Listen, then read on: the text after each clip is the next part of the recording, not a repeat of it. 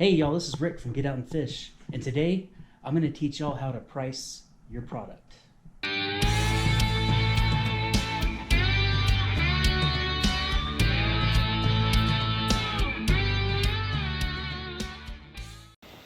Alright y'all, we are back with another Get Out and Fish video.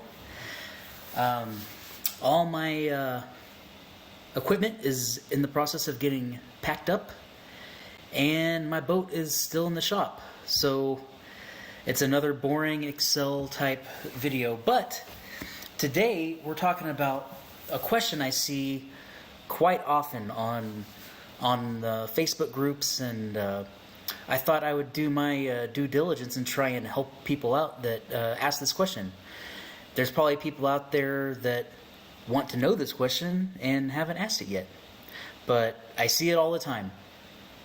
How do you guys come up with prices for your baits? And it's a fair question. It took me a while to kind of figure it out, and really, there is no wrong way. Well, there is a wrong way and there is a right way. If you're not making money, your price, you got the wrong price. If you are making money, then you have the right price. But what I intend to do today is give you guys like a ballpark figure and some kind of things to think about when you're coming up with prices. And at the end, I hope you'll be able to use this information and really kind of hone in on your prices, because it's kind of going to be different for everyone. People have different shipping charges they pay to get their cost of goods sold, like your plastic, your molds, your pigments. Everyone pays different prices for these, depending on where you're located. And sometimes you'll get stuff on sale. Sometimes you'll get a mold for sale on Facebook that was cheaper than if you would have bought it new. So there's all kinds of other things that come into play. Are you paying people to make your baits? Are you properly charging yourself a salary for making your baits? All this gets tied into it.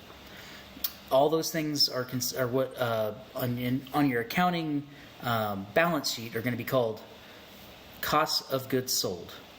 So I'm going to show you how I look at it in terms of plastic. And you'll be surprised at some of these numbers, but you're going to want to get your head around how to manipulate these numbers and how to come up with ballpark figures. And then it really comes down to what price are you selling baits at, and when are you charging too much, or are you losing money? That's what you kind of have to figure that out on your own, but this information will definitely help. So what I went ahead and did here was I created a little thing on Google Sheets, and I'm going to try my best at the end, if I can figure out how to do it, how to link this. I did it on Google Sheets so I could link it in my description if you wanted to play around with it and come up with your own stuff. But for this example, we are going to be talking about grubs, and we are going to be using Bait Plastics 5-gallon bucket to get our head around these numbers. But it'll work with 1-gallon bucket from another brand. This is just randomly picked variables that I put in here. So let's say you're a new company. You want to start a new company, a small business, and sell baits. You want to live out that dream of selling baits online, or having people come to a garage sale style, or in a thrift shop, or maybe you just want to supply stuff, baits for a local tackle shop. You're going to want to make sure you know these numbers so you're not losing money, first and foremost. And then you can kind of tinker with the numbers at the end and find a way to maximize profits. So let's say we got a Bait Plastics 5-gallon bucket, and we need to know some stuff about this. All right, so first off, we all know, most of us know, that a bucket shipped from Bait Plastics, it's about $144.99, right? That's what a 5-gallon bucket costs. We got 5 gallons in the bucket, and that's going to give us a certain number of cups. A lot of us we like count things out in cups for the most part. So let's see how many cups that is. It's 16 per gallon, but we got 5 gallons. So per bucket, we got about 80 cups to play with. All right, we're going to need to know how many ounces are in a cup, because we usually we all know that it's 8 ounces, but we usually talk about our portions of plastic in ounces and cups. Let's go see, that's 8.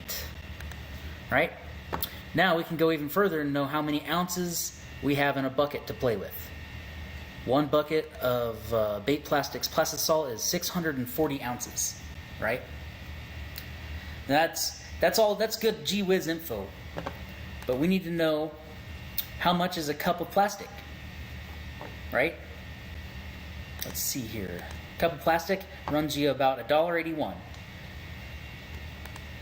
And we can go down even further and see how much that is per ounce. 23 cents per ounce. All right. Now this is some more gee whiz knowledge, but what does that do us? What does that do for us? All right, so we need to know, and this is something that you're gonna have to figure out with your molds, or whatever bait you're trying to sell. How many of that bait, like we're gonna be talking about grubs, how many baits of that mold can you get per cup? All right, I'm just gonna say, for the sake of argument, let's say we can get 40 grubs. I got like these new grubs I can't wait to inject whenever I move into my new house. So grubs are on my mind. But let's say, just for the sake of argument, you can get 40 out of 1 cup of plastic. All right, well, good thing we know all this other info. Now we can figure out how many grubs can I get per ounce of plastic. I can get, for every ounce, for every 23 cents, I can get 5 grubs. And that into a bucket, that's going to be roughly, if you remelt sprues and everything, you're not losing laminate sprues. Or maybe you're remelting them and making different colors.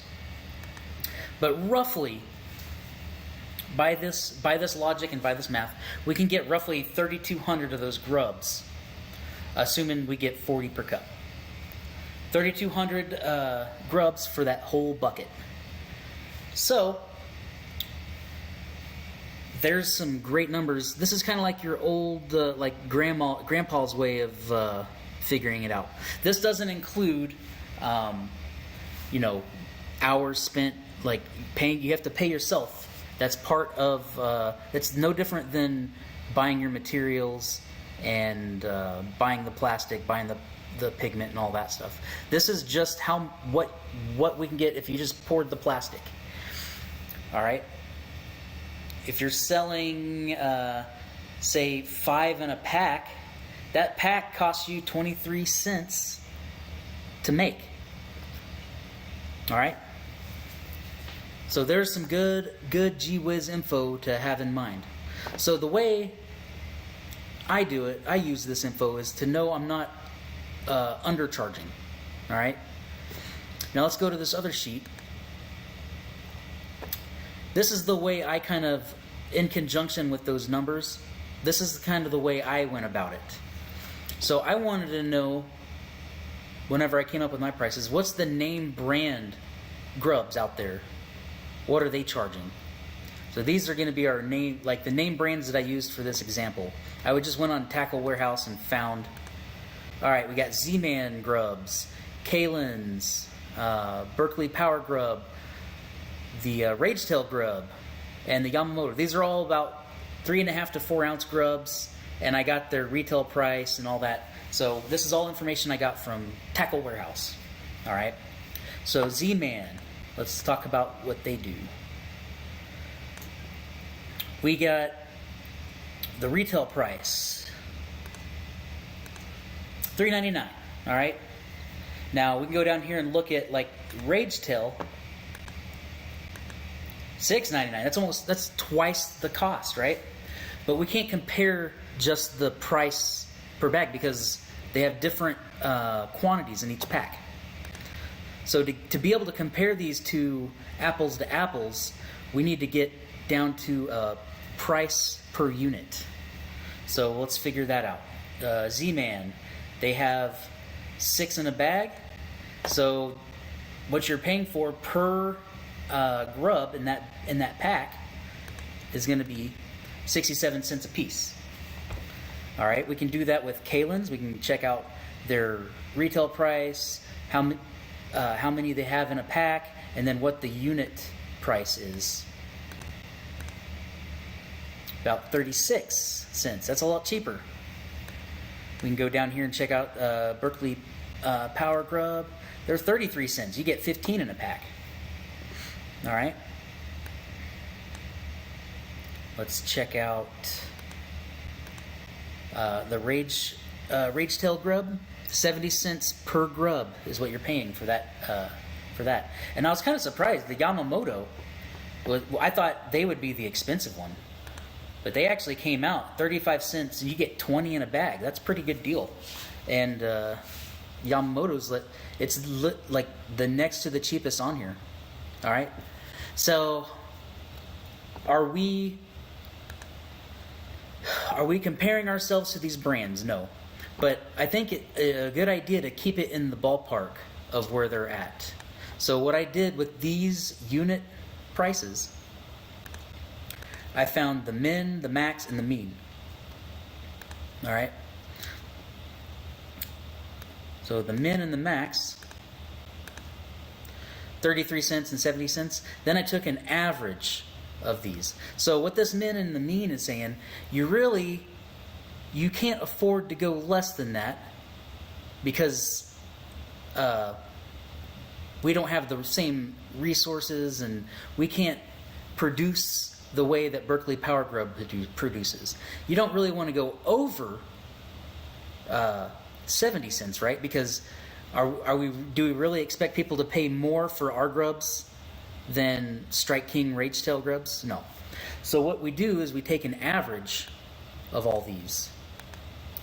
And this gives you a really good solid ballpark estimate of what you should charge per unit of grub that you make.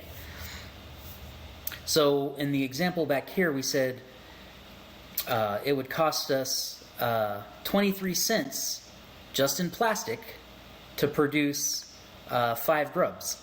So let's say we sold 5. All right.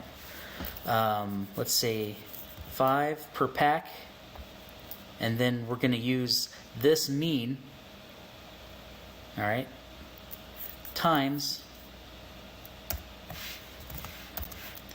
the mean. Oh, I didn't type equals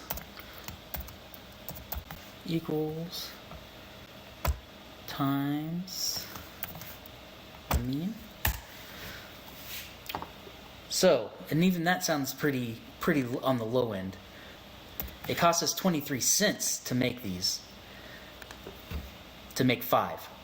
And if we sold them for the mean retail average, the mean price, 48 cents, we could charge $2.41, and on 23 cents to make them, that's a pretty good profit.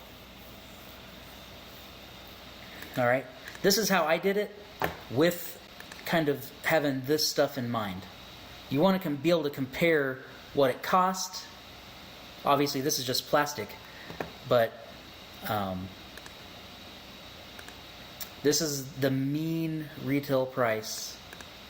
We wouldn't be losing money if you depending on how much you're paying yourself and how many hours it took, how much you paid for plastic, how much you paid for pigment. This would be a nice solid ballpark figure. Let's say you wanted to bump it up to do 10 a pack, right? And you could go either side of this 48 as long as you don't go over the 70 or under the 33, right? So there's a good ballpark estimate of how to get your bait prices. This hopefully will point you in the right direction. And yeah, if you got any questions, let me know. And hopefully I'll have some fishing content coming out soon. But while everything's in the shop and all my equipment's packed up, these are the videos that I'm able to put out. So I hope y'all enjoy it. Hope y'all got some info from this that will benefit you. And if you have any questions, let me know. All right, other than that, tight lines.